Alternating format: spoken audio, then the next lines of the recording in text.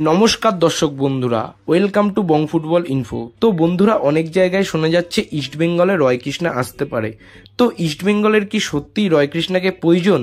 এটা নিয়ে আমরা আমাদের একটা মতামত শেয়ার করব তোমাদের কাছে। তাই তোমাদের কাছে রিকোয়েস্ট করছি ভিডিওটা স্কিপ না করে পুরোটা দেখার। আর হ্যাঁ, এরকম টাইপের ভিডিও পাওয়ার জন্য প্লিজ আমাদের চ্যানেলটা একটু সাবস্ক্রাইব করে বেল আইকনটা প্রেস করে দিও।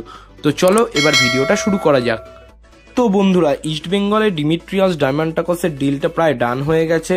হয়তো ডিমিট্রিয়াস ডায়মান্টাকসের মেডিকেল রিপোর্ট বেরোনোর পরই আমরা বিভিন্ন প্রকার সংবাদ মাধ্যম থেকে অফিসিয়াল আপডেটটা পেয়ে যেতে পারি।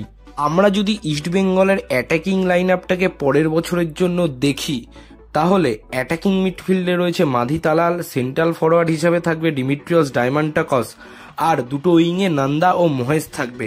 অসাধারণ একটা ডেডলি অ্যাটাকিং লাইন আপ। এছাড়াও ব্যাকআপ হিসাবে রয়েছে বিষ্ণু, সায়ন, আমান, ডেভিড ও ক্লেটন সিলভার মতো প্লেয়ার।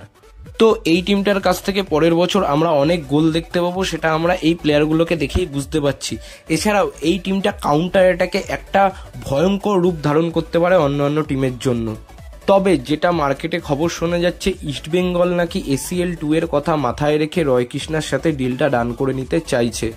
আমার মতে রয় কৃষ্ণার এখনো এতটাও খারাপ পরিস্থিতি আসেনি যে সে ইস্টবেঙ্গলে শুধু ACL 2 খেলার জন্য সাইন করে দেবে। আবার অনেক জায়গায় এরকমও শোনা যাচ্ছে ক্লেটন সিলভাকে শুধু ACL 2 বা সুপার কাপে খেলানো হবে, রয় কৃষ্ণাকে সবকটা টুর্নামেন্টে খেলানো যেতে পারে, কারণ রয় কৃষ্ণার ভালো ওয়ার্কলোড নিতে পারে। কিন্তু আমরা যদি ক্লেটন সিলভা ও রয় কৃষ্ণার মধ্যে তুলনা করি, দুজনাই কিন্তু যথেষ্ট ওয়ার্কলোড নিয়ে খেলে। তাই এই জায়গায় যেহেতু ক্লেটন সিলভা রয়েছে, আবার রয় কৃষ্ণাকে নিয়ে এসে ফালতু টাকা খরচা করার কোনো দরকার পড়ে না ইস্টবেঙ্গলের। যদি ACL 2 এর জন্য এক্সট্রা বিদেশি প্লেয়ার সাইন করতে হয়, তাহলে আমার মতে ডিফেন্স পজিশনের জন্য এক্সট্রা বিদেশি প্লেয়ার সাইন করা উচিত।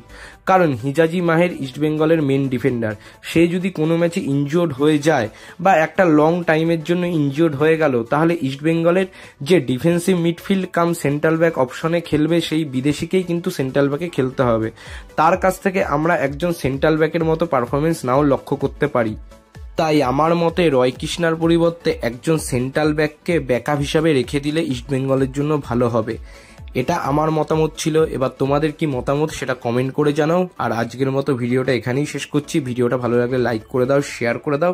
আর সবশেষে একটা কথাই বলবো, দেশ ও বিদেশের ফুটবলের নানা রকম আপডেট ও অ্যানালাইসিস পাওয়ার জন্য আমাদের চ্যানেলটা সাবস্ক্রাইব করে বেল আইকনটা প্রেস করে দাও। তো আজকের মতো টাটা, বাই।